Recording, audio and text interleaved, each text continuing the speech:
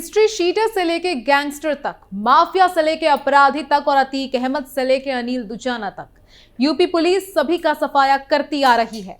फिर चाहे कितना भी खतरनाक अपराधी क्यों ना हो, सीएम योगी की नजर से बच पाना मुश्किल ही नहीं, नामुमकिन है। एक तरफ जहां यूपी पुलिस बिल्कुल एक्शन मोड में है, वहीं आए दिन हत्या और मारपीट जैसे मामले सामने आते रहते हैं। जहां कभी कोई दबंग अपनी दबंगई दिखाता तो कभी कोई अपराधी पुलिस के साथ मुठभेड़ में उतर आता।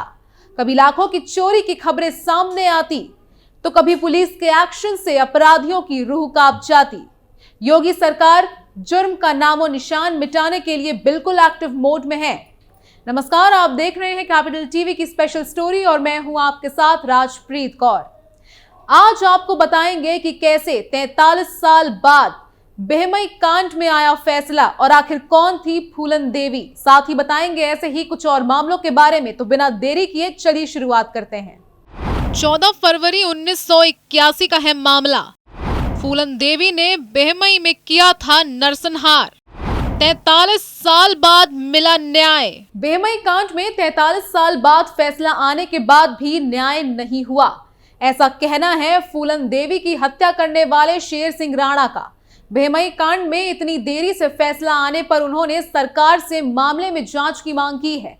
उनका कहना है कि सांसद रहते हुए फूलन देवी ने कोर्ट से कागजों को गायब करवा दिया था, इसलिए बेहमई कांड में इतनी देरी से फैसला आया। साथ ही उन्होंने सरकार से बेहमई कांड में मारे गए 20 लोगों के परिवार वालों को 10-10 लाख रुपए मुआवजा देने की भी मांग की। क्या है बेहमई कांड? दरअसल अपने समय की कुख्यात डकैत रही फूलन देवी ने 14 फरवरी 1981 को अपने गैंग के साथ कानपुर देहात जिले के बेहमई गांव में दिन दहाड़े 20 लोगों को लाइन में खड़ा करके गोली मार दी थी। इस घटना में 6 लोग गोली लगने से घायल हुए थे। मामले में फूलन देवी समेत 36 लोगों को आरोपी बनाया गया था। सबसे पहले आपको बताते हैं कि आखिर कौन है फूलन देवी। कौन है फूलन देवी?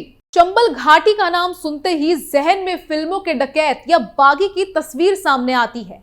घोड़ों पर बंदूक के साथ लूटपाट करते डाकुओं की कल्पना से सिहरन दौड़ जाती है। डकैत या बागी बनने के पीछे परिस्थिति जिम्मेदार होती है। जुल्म, अत्याचार, नाइंसाफी, जमीन विवाद बंदूक उठाने के प्रमुख कारणों में से रहा है। चंबल के बीहड़ में फूलन देवी का नाम डर और आतंक का पर्याय था। बीहड़ से लेकर संसद तक का सफर करने वाली फूलन देवी की कहानी उत्तर प्रदेश से शुरू होती है। जालौन जिले के गांव गोरहा का पूर्वा में 10 अगस्त 1963 को जन्मी फूलन देवी का परिवार गरीब था। वहीं परिवार को घर का खर्च चलाने के लिए कड़ी मेहनत करनी पड़ती थी। बता दें कि फूलन देवी को अपने जीवन काल में काफी मुश्किलों का सामना करना पड़ा था। हालांकि अपने साथ हुए अत्याचार का बदला लेने के लिए 14 फरवरी 1981 को फूलन देवी पुलिस की वर्दी में बेहमई गांव पहुंची। गांव में शादी समारोह की काफी गहमा गहमी थी। फूलन देवी की गिरोह ने गांव को घेर कर ठाकुर जाति के 21 लोगों को लाइन में खड़ा कर दिया। लाइन में फूलन देवी के साथ दुष्कर्म करने वाले नहीं थे। उसने सभी से लाला राम खान के बारे में पूछा। जवाब नहीं मिलने पर लाइन में खड़े 21 लोगों की हत्या करने का गैंग को आदेश दे दिया। गैंग की फायरिंग में ठाकुर जाति के 21 लोगों की मौत हो गई।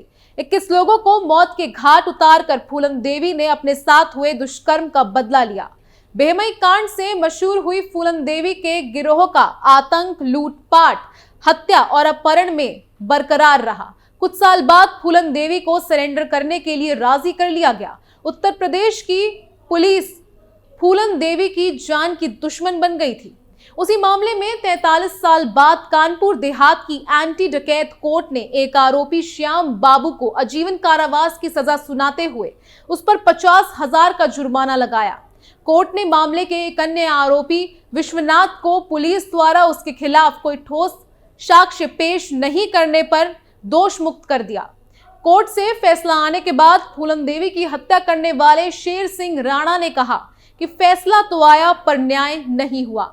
उन्होंने ये भी कहा कि मरने वालों के साथ अगर देश की जनता, भारत सरकार, उत्तर प्रदेश सरकार न्याय करना चाहती है तो राम अवतार, तुलसी राम, नजीर खान के साथ मरने वाले 17 राजपूतों के परिवारों को 10-10 लाख रुपए मुआवजा दिया जाए। वहीं शेर सिंह राणा ने कहा कि कुछ लोग कहते हैं कि मरने वाले भी डाकू थे, लेकिन बता देना चाहता हूं कि अगर मरने वाले भी डाकू थे तो 2 डाकुओं के गैंग के बीच गोलीबारी में बेमई कांड हुआ तो उसमें से सिर्फ एक ही तरफ के डाकुओं की मौत कैसे हो सकती है, जबकि दूसरे तरफ के लोगों को एक खरोच तक नहीं आई थी।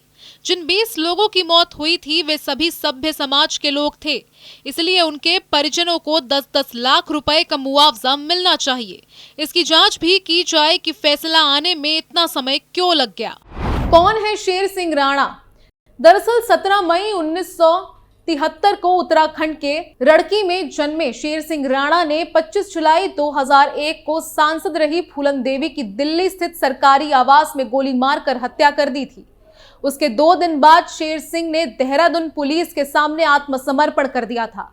उन्होंने कहा था कि बेमई गांव में मारे गए ठाकुरों का बदला लेने के लिए उसने फूलन देवी की हत्या की। शेर सिंह राणा 17 फरवरी 2004 को तिहाड़ जेल से फरार हो गए।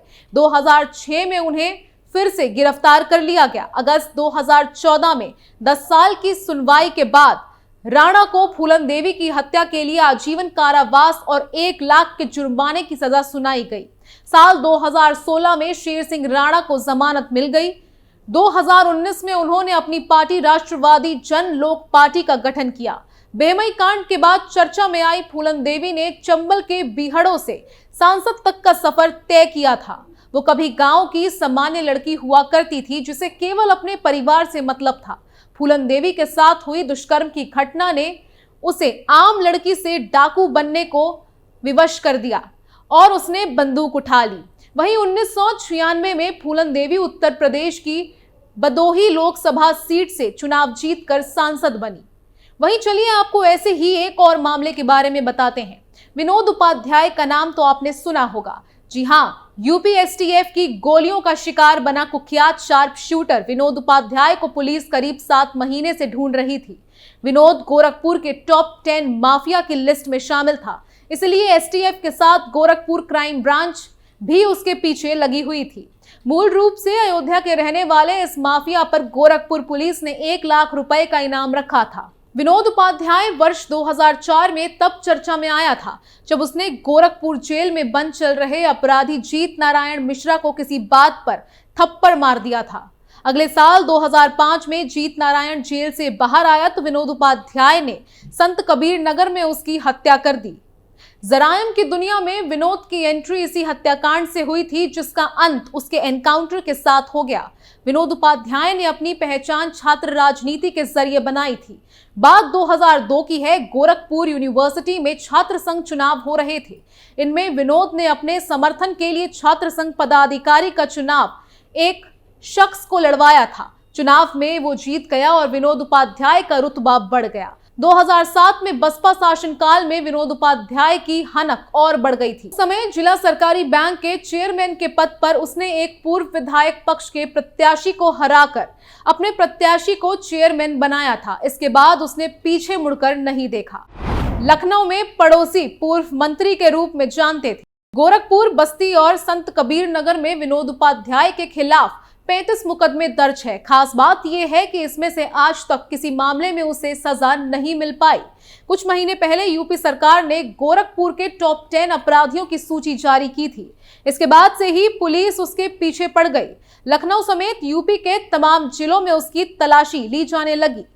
जून 2023 में गोरखपुर पुलिस की एक टीम जब विनोद को ढूंढने उसके लखनऊ स्थित फ्लैट पहुंची तो कई हैरान करने वाली जानकारियां मिली। यहां विनोद के पड़ोसी उसे पूर्व मंत्री के रूप में जानते थे। लखनऊ में विनोद उपाध्याय के 2 फ्लैट हैं।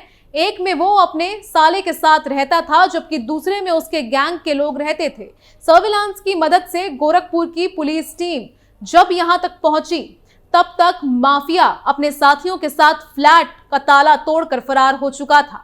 गोरखपुर के कैंट इलाके में दाऊदपुर में रहने वाले पूर्व सहायक जिला सरकारी वकील प्रवीण श्रीवास्तव ने माफिया विनोद उपाध्याय, उसके भाई संजय, नौकर छोटू समेत कई के खिलाफ रंगदारी मांगने और तोड़फोड़ करने का मुकदमा दर्ज करवाया था। उन्होंने आरोप लगाया कि सलेमपुर में उनकी जमीन है। विनोद उपाध्याय उनको इस जमीन का जबरन बेनाम करने और प्रति प्लॉट 5 लाख रुपए रंगदारी देने का दबाव बना रहा है। वहीं गुलरिहा थाने की पुलिस ने मुकदमा दर्ज कर नौकर छोटू की गिरफ्तारी कर ली है।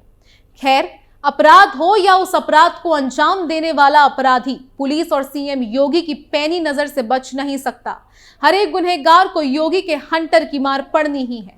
स्पेशल स्टोरी में आज के लिए बस इतना ही। बाकी तमाम खबरों के लिए देखते रहिए कैपिटल टीवी उत्तर प्रदेश और अपनी राय कमेंट में बताना ना भूलें। नमस्कार।